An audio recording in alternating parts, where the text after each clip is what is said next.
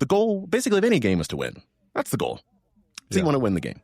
So, but the purpose of playing it was to have fun with your friends, to laugh, to joke. And if you forget the purpose and only focus on the goal, and it's all about winning, you end up being the jerk. Story of my life, let me tell you.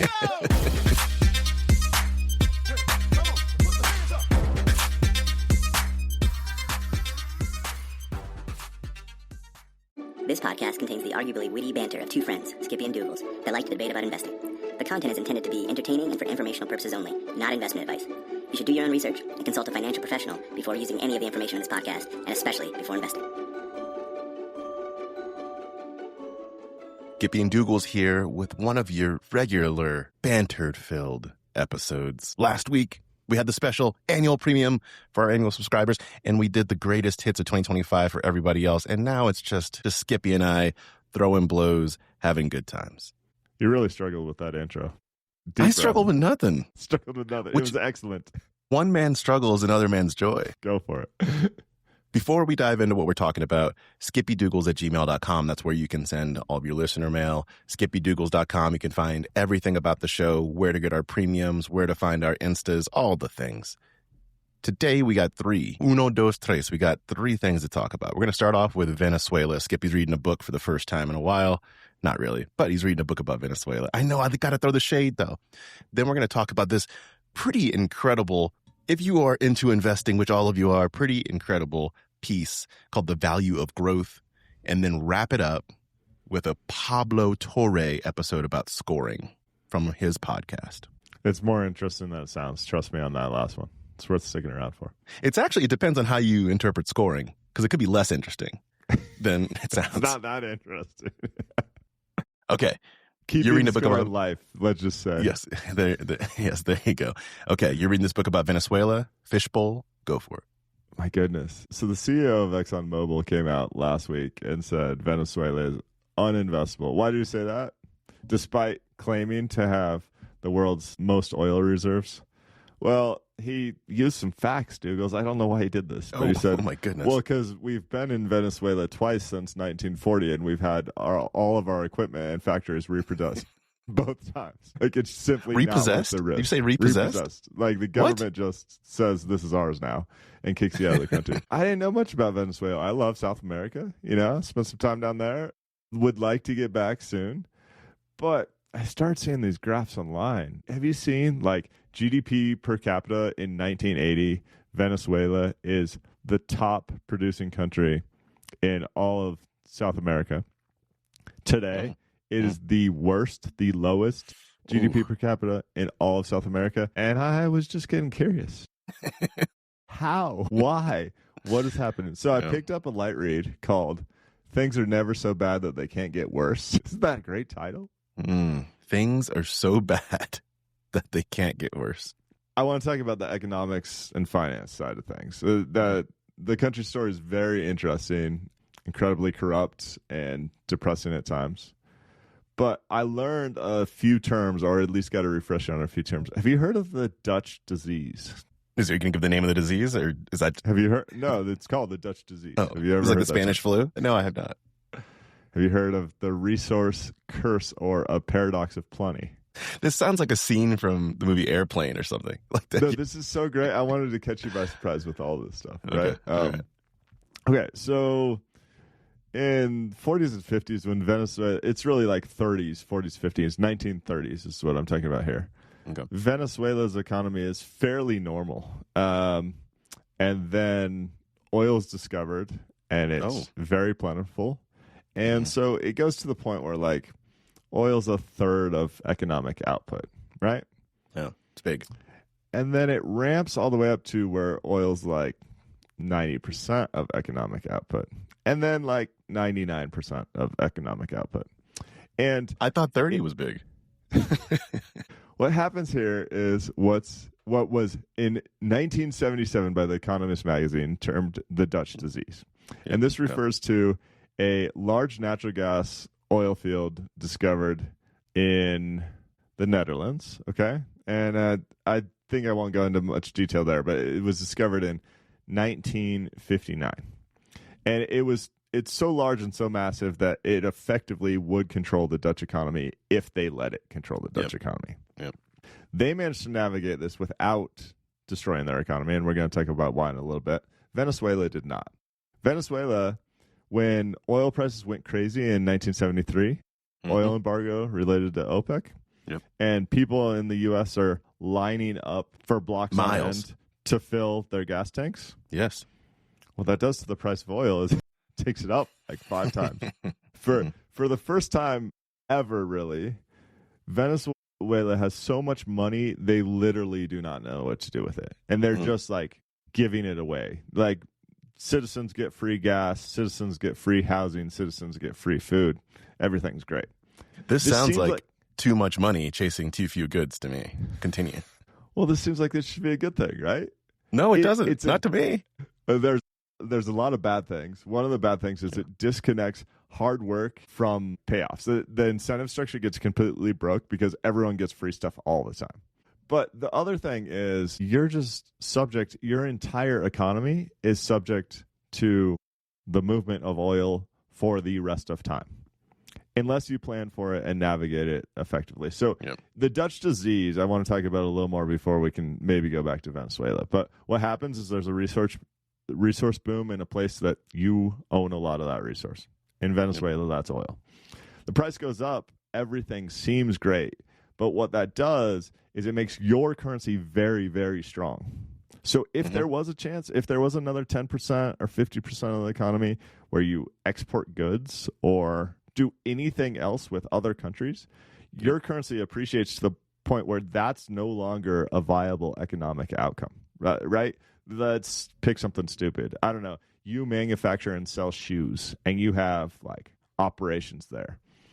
Well, when the price of oil goes up 5 times, in this example, it went from like $3 to $15 in, I don't know, a 3-year span or something, right? And all that money goes back into your economy, and your economy for a brief moment in time appears to be one of the richest in the world on a GDP per capita basis. Your shoes get more expensive to the rest of South America, and they go, I think I'll buy my shoes elsewhere now, dude. I don't like your currency's crazy expensive. And you know what? That doesn't really matter because the people that run the shoe manufacturing facilities, they get free houses and free gas from the government and free food from the government anyway. So it's that they don't even need a job, which means none of those industries that aren't oil are competitive at all on the world market, which means they collapse and fail.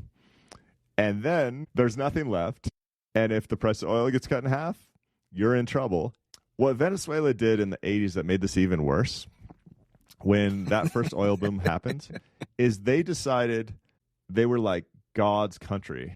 And this meant that they should be the most prosperous place on earth. They couldn't set aside, despite the fact that it's mandated by law, they could not set aside a rainy day fund and say, we know that this won't last forever and we have to have a resilient economy. They decided they had to grow more quickly and needed to take out debt from world banks and other countries because they wanted to build new things, shiny new objects and manufacturing plants that were never going to be competitive, et cetera, faster. So instead of saying, gosh, this seems like a huge blessing, and if we are really conservative and plan for a rainy day when this won't be the case, our country could be prosperous like many other resource poor countries could never dream of. They said, no, this is God's gift to us. We'll take out more debt to make it happen faster. And since then, I think it's since 1985, GDP per capita has declined every year for it was like a 25-year span. That's so awful. It's really rough. Anyway, the only reason I wanted to give that economic background is because Venezuela's in the news, and I didn't know much about it. Yep. And I find the economic piece of it all to be just fascinating and unfortunately sad. You just depressed the world right now. You have no reaction? No, I have lots of reaction. I mean, I gave some of it during the conversation there. None of that seemed like the good idea from the beginning. That seemed like a terrible idea, the whole thing.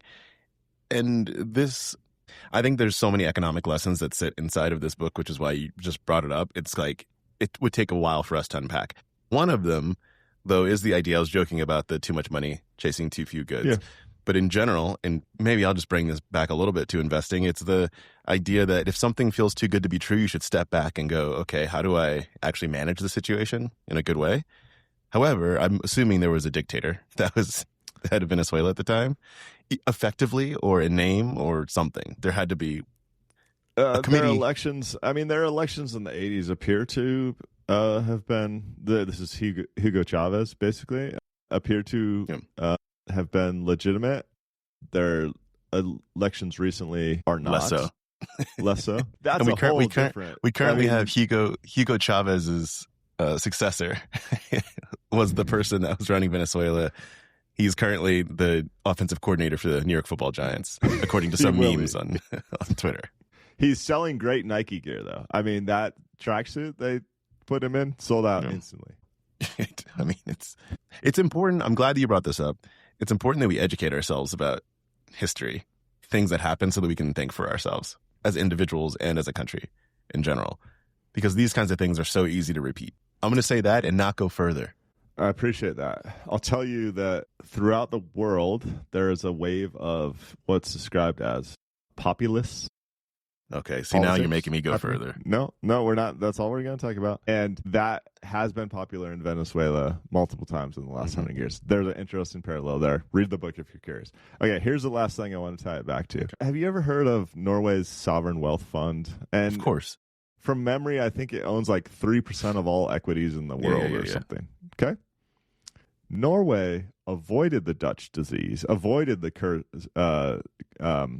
paradox of plenty, the resource curse, all these things, by saying, you know what we're actually going to do? We're going to plan for a rainy day.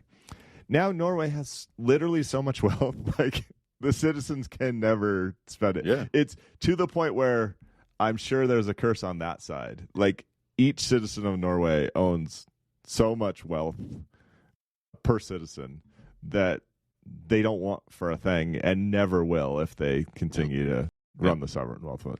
That is certainly better than the Venezuela outcome. Again, I don't think it's a perfect outcome, but like that's the approach. You have to treat this as almost, you have to have a retirement account knowing that your country's core income may only last for a fixed period of time. There you go. And will have crazy turbulence in its value over the decades. So two things before we go on to the next, two things that I know will come, that I believe will come up because they relate to the Pablo when we get to the third item. The Pablo podcast, the populist point. I'm just putting it in your head so we can bring it back up, the populist point, and also the broad idea that you brought up of when you have one thing that feels like it's so important and you just optimize for that one thing. Let's just keep both of those in mind when we get to Pablo. Fishbowl topic number 2, the value of growth. June 2021 piece, James Gaultry. I'm going to read, I think this was the first sentence in it, which I think is the most beautiful way to describe growth investing. Good growth investing, which is the first 3 words. Good growth investing should focus on businesses able to earn sustainable, superior returns on investing capital, ROIC, with meaningful opportunities to reinvest at comparable rates. That says everything. And what the piece will go into, but what the piece starts to break down is when people tear apart the different parts of that sentence and claim that is the thing to look at, you miss the rest of it. I'm going to repeat the sentence again. Good growth investing should focus on businesses able to earn sustainable, superior returns on invested capital with meaningful opportunities to reinvest at comparable rates. Now I'll get your reaction and then we can continue on. It's great. This PDF I've been looking for my whole life. Not to oversell it. In the value investing community, everyone talks about how Buffett invested in call it 1960 versus how Buffett invested in 2010. Mm-hmm. And the latter is a journey influenced a lot by Charlie Munger to buying companies that can grow and compound their capital over years and then sitting on your hands. The former, the 1960s, is a lot of this is super cheap. This company might be trading below net asset value or below book value or whatever. Yep. And if I hang with it for a year or two or become an activist for them to update their business model, I can make 30% this year, and then I can do that all over again. But there's much more turn in the portfolio. Yep. If you happen to sit between those two camps, and I'm probably between those two camps, I still see a lot of value in the first, but also love to hold something for 10 years and have it go up 20 times. That's pretty fun. This is the piece that might push you into the Munger camp, the 2010 Buffett camp. And I just think it's really well articulated. To give you way too much information, I've basically built these slides in the past 5 years and done all the very similar analysis to be like, how do you think about this? Because it's, for me anyway, it's a way more difficult topic to get your head around.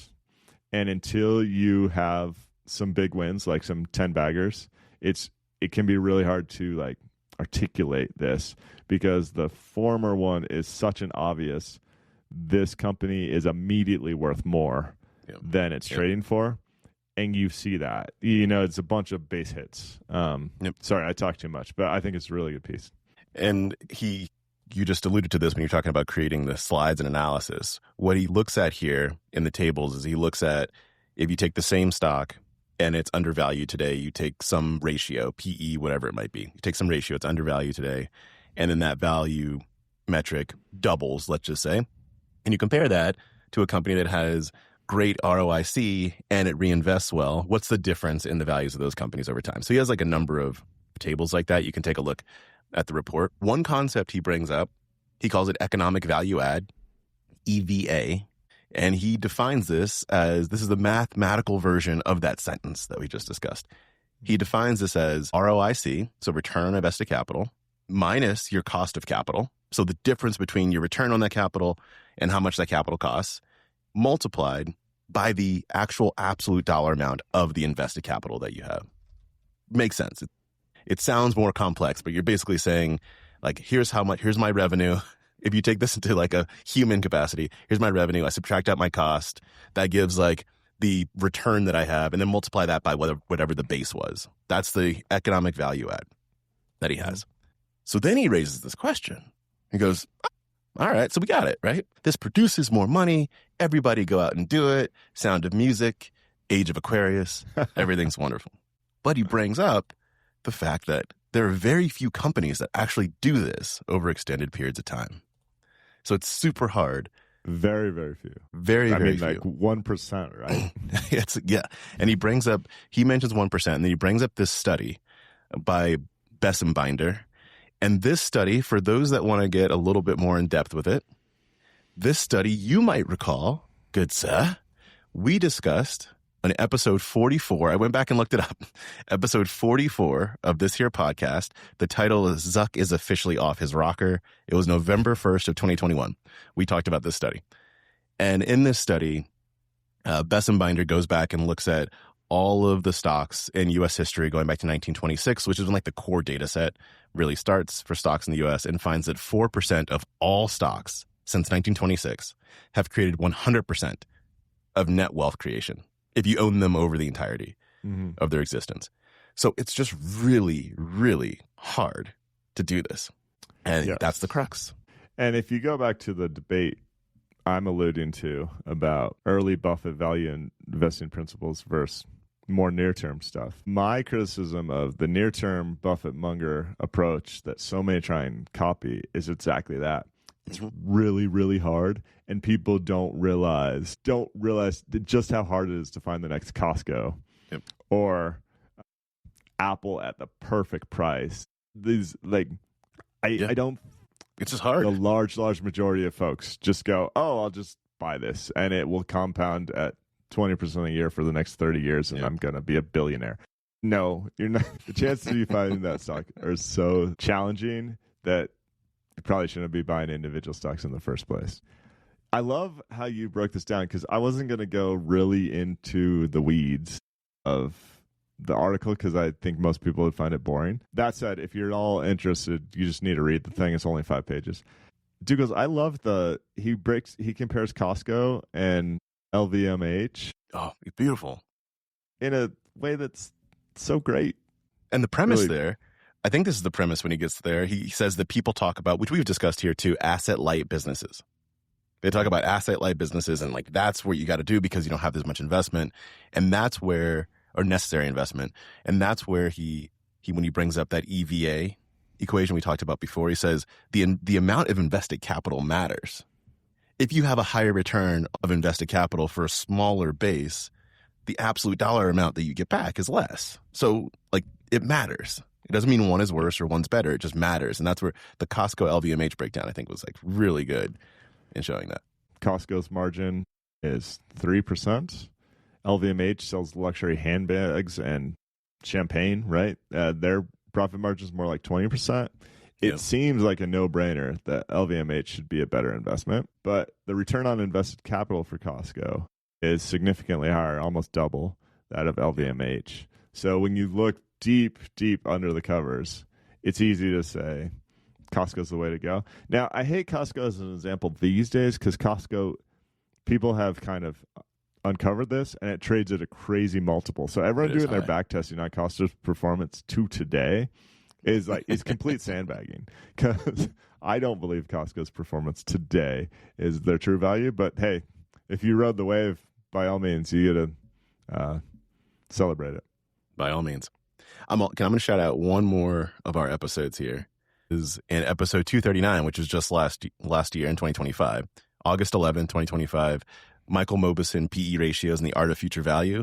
We talk then about the importance of the reinvestment point. How you have to, this is the second half of that good growth investing sentence. Yes. You not only have to have high ROIC today, you also have to then in the future have comparable rates of return on investments that you can still make in your business. Both of those things are important.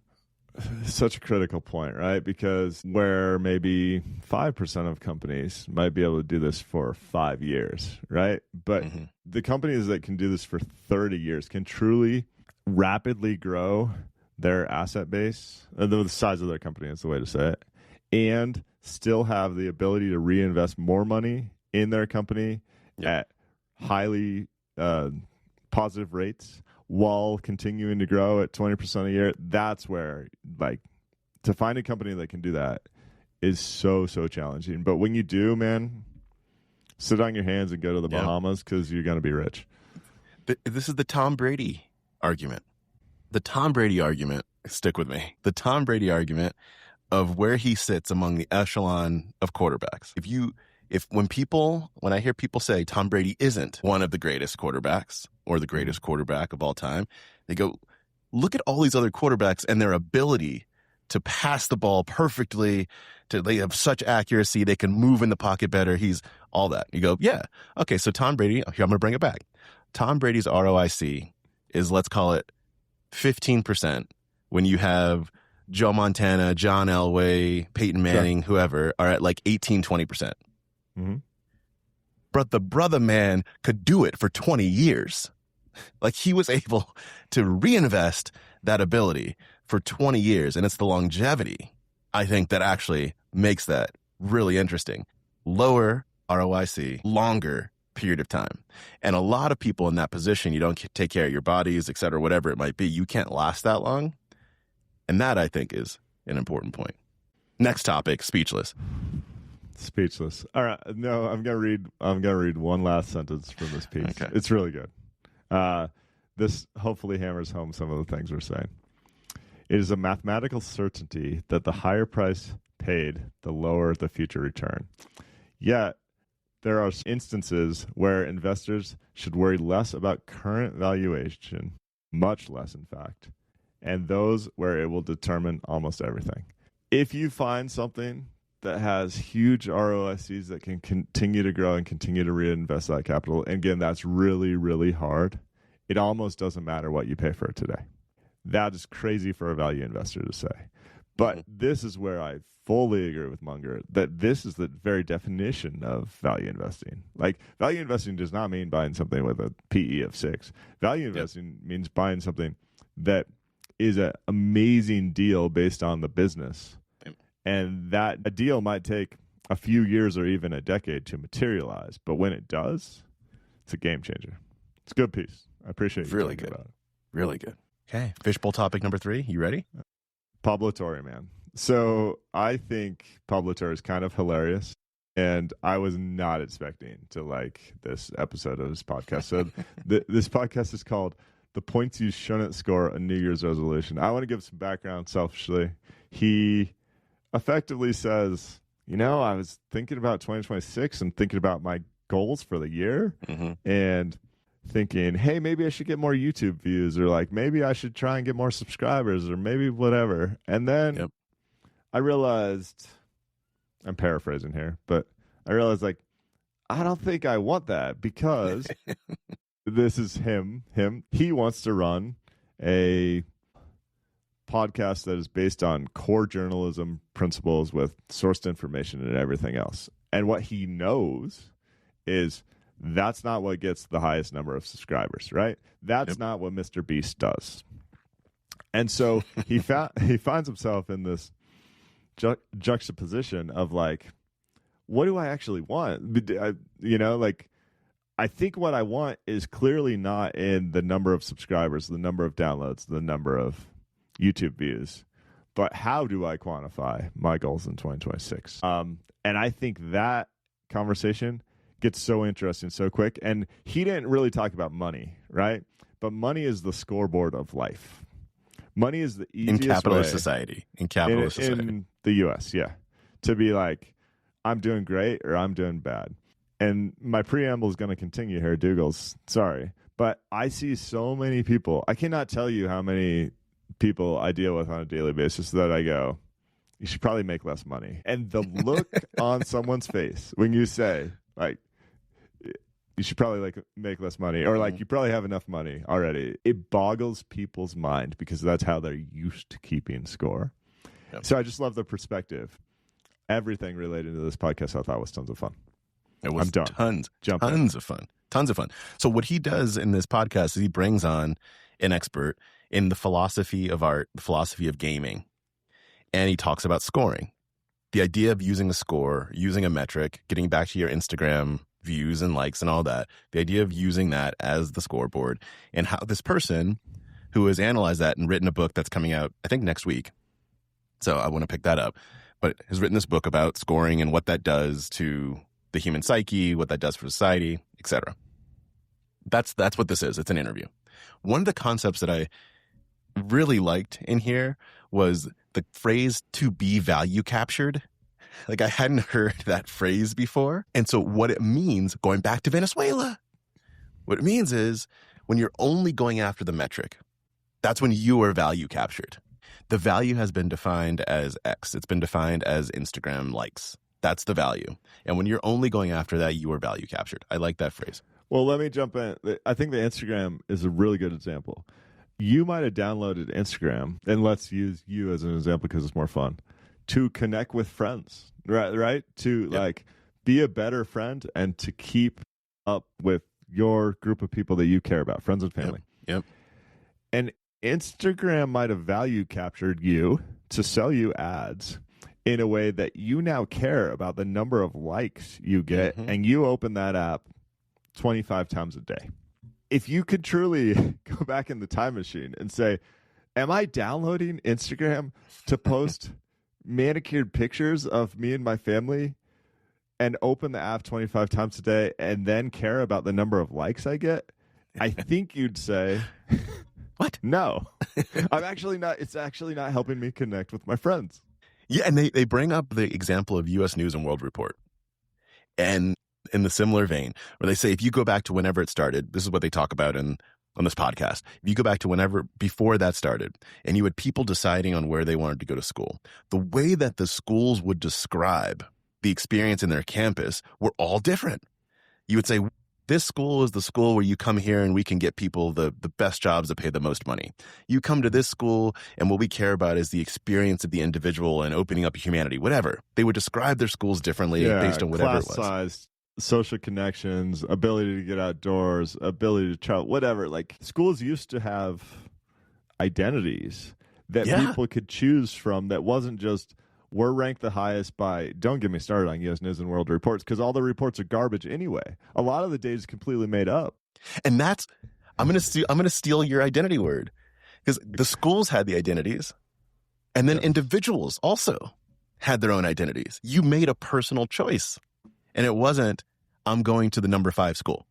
I don't even want to, like, that happens to be in New York City, and I have no desire to live in New York City. And this is not me. I love New York, but I have no desire to live there. I have no desire to live in the Northeast. I have no desire to raise my family in the Northeast. And you know how many people end up in a place that they had no desire to be, and then end up with a life in a place that they had no desire to be, simply because one school they applied to happened to be, again, incorrectly ranked 5th, versus the school they actually wanted to go to, which was incorrectly ranked 8th. It's outrageous. The entire episode is about this outsourcing your critical thought to a number that you didn't create, that is meaningless to you. Yes. And that's a great example of that. Here's the other thing that hit me, and I'm going to bring it a little bit back to investing here. I didn't bring up the populist thing. We might get back to the populist point, but I think we've touched it. We just haven't really talked about it. Actually, I'm going to hit the populist point, then we'll get to this. So where they bring up populism is they say that a lot of the ways that these metrics are brought to the masses, like they're advertised, is that they are best for the people. We are democratizing whatever it is that they are bringing out. And so this metric is the one that demonstrates that it's for the people. It's democratized. But then you start focusing on that metric and it all goes to crap. That's where the populist point comes from. I liked when they brought up the difference between goal and purpose. They say, what is the goal of a thing and what is the purpose? What is your purpose in it? They talk about this with games a bit. He brings up like Twister. You hit on this a little bit. We just didn't use the words. But they bring up Twister. And he says, when you started playing the game of Twister, the goal basically of any game is to win. That's the goal. So you want to win the game. So, but the purpose of playing it was to have fun with your friends, to laugh, to joke. And if you forget the purpose and only focus on the goal, and it's all about winning, you end up being the jerk, basically, is where that lands. Story of my life, let me tell you. Yeah.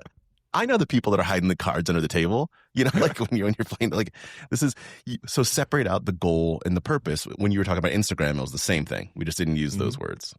Well, and to piggyback on this, I don't know if we've made this clear yet, but the reason this is so much more important in 2025 than it was in 1980 is because our entire life has been gamified, and we carry a personal computer in our pocket at all times. And every app that we use, basically every service we interact with has some sort of gamification to maximize their profits or the time that we spend using that tool. And basically none of those metrics are things we picked or that are valuable to us. Yeah.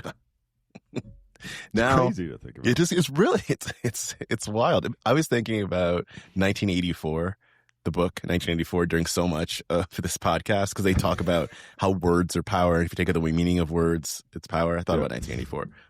On purpose and goal, this made me think about investing and my own purpose and goal. And what was interesting to me when I thought about my purpose and my goal around investing, whereas they were putting purpose as the higher order thing and goal as the more minute, I actually think it's a little bit reversed for me. Like my purpose for investing, the reason I love investing to the extent that I do is because I want to beat the market. I like the philosophical, psychological, analytical side of it. Like that's my purpose in investing. Yeah. My goal. That's kind of keeping score, right? Yeah. You're keeping score, you versus the market.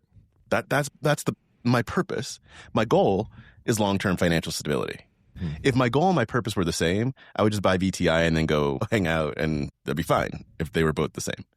But my purpose is actually like a more, I don't know, like primal instinct. Interestingly enough, it is keeping score. I mean, it is keeping score. Yeah. Yeah. Early in my investing career, I met some guy that was incredibly successful that had moved from what I thought was a great job to New York to go to Wall Street.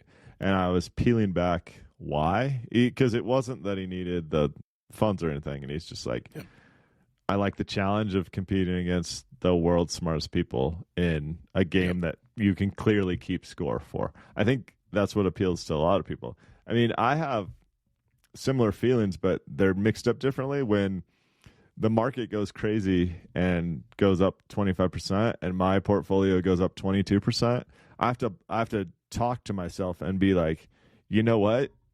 That's okay. You increased your wealth by 22% this year. Like, to complain about that is a little insane. But I hear you. It's good.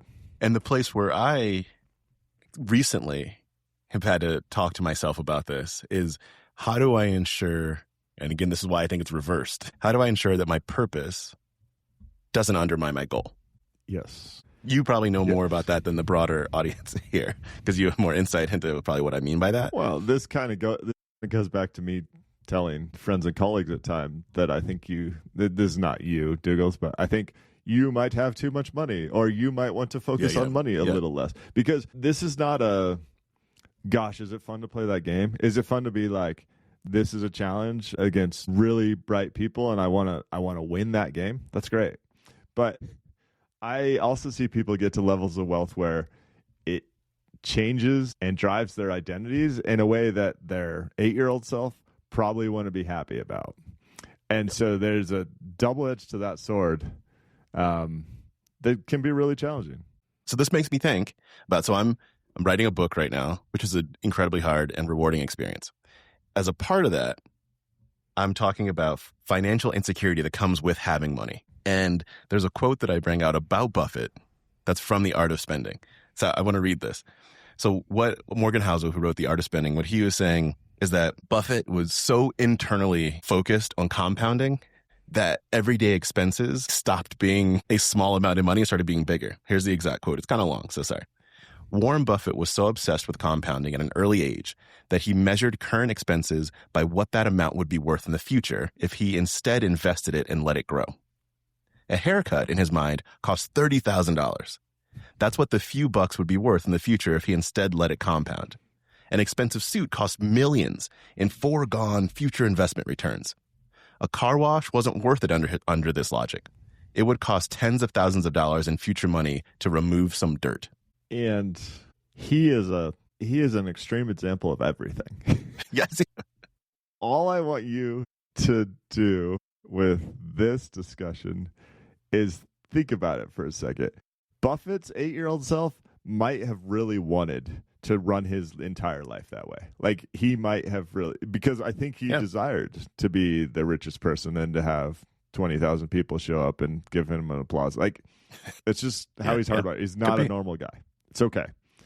But I did not desire to lead my life that way. And so when I start playing other people's games and keeping score with the system that doesn't work for me, it's good to pull this back.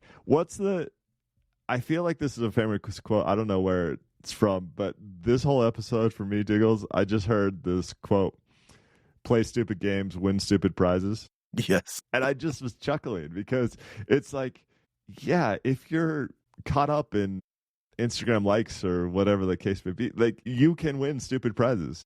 That can take up 50% of your attention span. You can lose friends over your focus on some sort of game that doesn't mean anything to you. Yeah, Don't do that. The author of the book, the person that was being interviewed and the author of this book that's coming out is C.T. Nguyen. And he brings up, that's right along with what you were saying. He brings up how when he decided to write this book, he was giving a talk and was talking about value capture or being value captured and scoring. Didn't really exactly know at that time how they fit together. And I believe it was a woman reached out to him afterwards and said that his talk pulled her out of a 5-year depression. And the reason that she said that was because this realization that she had was that she had been playing other people's games her whole life. She was straight A student. She ended up having an eating disorder because I guess her weight had to look a certain way. Like, she got into the school, she got the job and could not find happiness in all of this. And he made her realize she'd been playing other people's games. Just a really powerful, like, human level way to look at that. So that's a better example than my stupid Instagram examples I've been throwing out for the past 10 minutes. Is like the even more common games that go back to the 1980s is like what your parents expect of you or what your friends expect of you or those sort of things. And listen, social pressure is good in a lot of ways. In some places, it keeps people kind of on the straight and narrow or allows them to aspire for something that's better. it's just worth re-examining, in my opinion. Yeah. Again, I think the podcast is tons of fun. It's only, 45 minutes? Yeah. Have a listen. Go for it. Got anything else in the bowl of fish? No. All right. Well, thank you, everybody. SkippyDougals@gmail.com. Please hit us up with the listener mail. Go to SkippyDougals.com for all that you need, all your Skippy Dougals needs. We appreciate y'all. See you next week.